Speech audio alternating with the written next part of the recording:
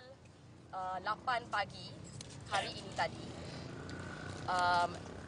Semasa kami sedang, ada yang di antara kami yang sedang tidur di dalam kemah, pegawai-pegawai DBKL, lebih kurang 20 pegawai DBKL dan juga anggota polis telah datang ke campsite kami semasa kami tidur, dan mereka datang dan berkata, "Saya dah cakap dengan siapa ni?" Lepas kami dengar cakap macam tu, kami nampak mereka sudah berkepung. Kami pun discuss bersama-sama kawan-kawan kami yang sedang bermalam di sini untuk nak bincang apa kita perlu buat. Tapi dalam beberapa minit sahaja, masa tengah dalam perbincangan, kami nampak pegawai-pegawai DBKL telah menurunkan kemah-kemah kami dan juga kemah-kemah yang sedang ada orang tidur di dalamnya. Dan mereka juga menjerit, "Kemaskan semua barang, clearkan tempat ni." Semasa itu berlaku, kami nampak itu berlaku, kami pun terus bangun dan mula mengumpulkan barang-barang peribadi kami di tengah-tengah. Ya. Dan DBKL telah mengambil kemah-kemah kami beserta dengan barang-barang seperti kanopi, banner, barang-barang medical kita, alat-alat tulis, dan masukkan semua barang ni dalam truk DBKL. Semasa ini tengah berlaku, salah seorang occupier, ya, nama dia Fandi Reza, dia pun duduk di tengah-tengah menjaga barang-barang yang kami sedang mengumpul di tengah-tengah. Semasa dia tengah duduk di sana, dua orang lelaki datang di belakang kami. Satu memakai vest polis, seorang lagi memakai baju biasa. Kata, "Boleh tak kami bawa kamu ke tempat lain untuk berbincang?" Jadi Fahmi pun bertanya, "Nak bincang pasal apa, Encik? Tak boleh ke bincang di sini?" Dan mereka kata, "Tak boleh. Kita nak bawa kamu pergi berbincang." Dan kemudian mereka berdua telah mengambil tangan Fahmi dari belakang dan nak cuba bangunkan dia. Jadi Fahmi pun dia tanya balik, "Encik, adakah saya ditahan?" Dan pegawai-pegawai dua orang tu kata tidak. Jadi Fahmi pun tanya balik, "Jadi mengapa saya perlu bergajak di sini? Sebab kalau boleh, saya nak berada di sini bersama rakan-rakan saya dan menjaga barang-barang ini." Tapi seorang lagi pegawai telah datang, jadi sekarang ada 3 orang, memaksa Fahmi bangun dan mengheretnya ke sebuah van putih yang tidak dilabel. Ya. Semasa dia diheret ke van ini, kami yang nampak peristiwa yang sedang berlaku terus pergi ke Fahmi dan bertanya pegawai polis, "Polis, dia ni ditahan ke?" Dan mereka tak jawab. Dan kami tanya dia, "Apa kesalahan dia?" Mereka pun tak jawab dan terus mengheretnya secara kasar ke dalam van yang tidak berlabel itu.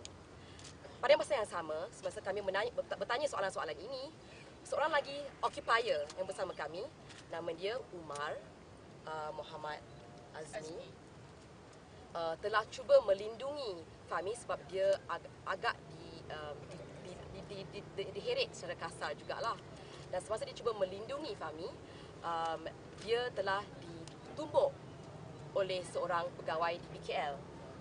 Lepas dia ditumbuk oleh pegawai DBKL itu, dia juga terus diheret secara kasar memasuki van putih yang tidak berlabel itu. Kemudian mereka terus dimasukkan ke dalam van dan kami di luar bertanya, "Encik nak bawa dia ke mana?" Dan mereka tidak jawab langsung, terus tutup van itu dan beredar. Kami di sini pula nampak pada masa yang sama, kami nampak DBKL masih tengah mengangkut barang-barang kami dalam truk DBKL dan mereka juga beredar dalam masa beberapa minit selepas peristiwa itu berlaku. Dan mereka sudah beredar dan kemudian beberapa minit kemudian kami mendapat SMS dari Fahmi berkata kat kita dia dibawa ke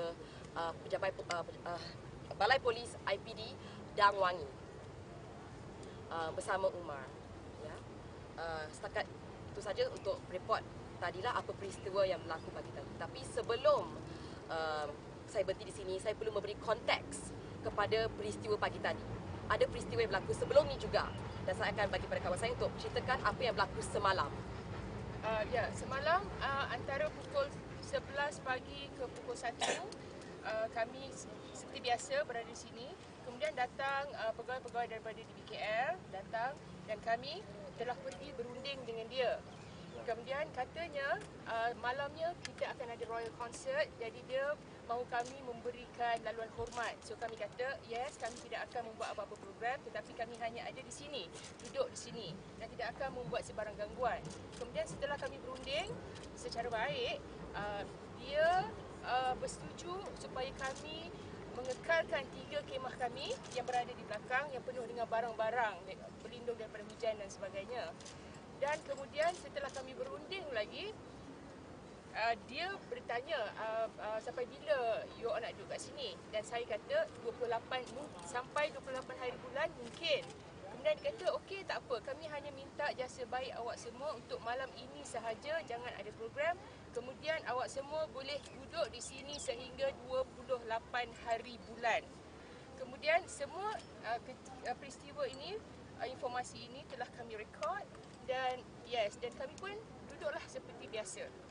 Ya, sehingga tiba-tiba pada dan sebelum itu dia tidak memberi warning pun, dia tidak memberi kami sebarang tempoh mengatakan okey by pukul 5 atau pukul 7 you kena juga turunkan kemah apa semua, tidak ada. Hanya setakat itu je perundingan kami.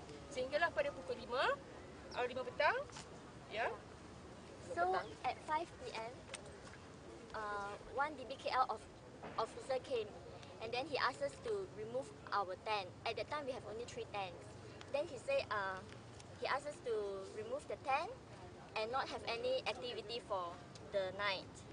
Then he even offered to help us to store our belongings in the DBKL truck. Then he said, after the concert ended, we will bring our truck back and he will return the stuff to us. Then he also repeatedly mentioned that it's only for today out of respect for Agong's concert. Then he said we can continue to camp until 28 or beyond. So after we discussed among ourselves, we came up with the decision that we would remove our tent, but with 3 conditions. The first condition is that we will do an inventory check of all our stuff and take a picture of it. Second condition is we hope that the truck will be placed at somewhere visible so that we can keep an eye on it.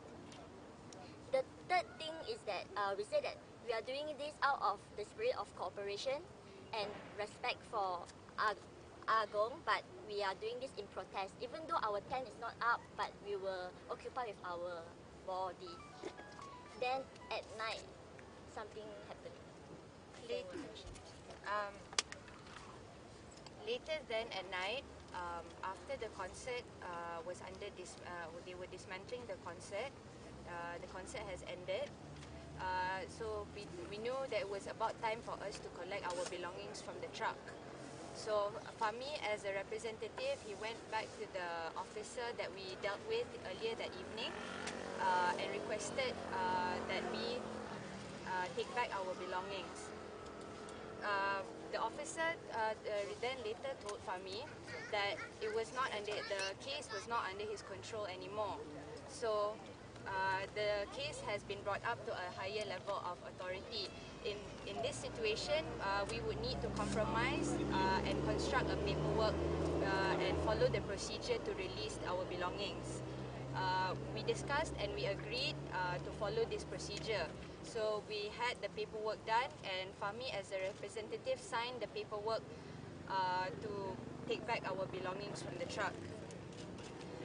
So about an hour later, he came back with the news that we could collect our belongings from the truck that was parked across the road.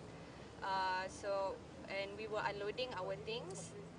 At that moment, Fami was called back to the office to meet a different officer.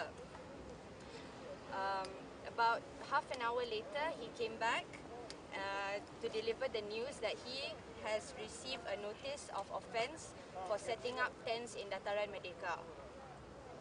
That is all. So the latest update is that after semua berlaku, we have a lawyer that went, who is with Umar and Fami at IPD Dangwangi. And the latest news is that the police wants to separate them.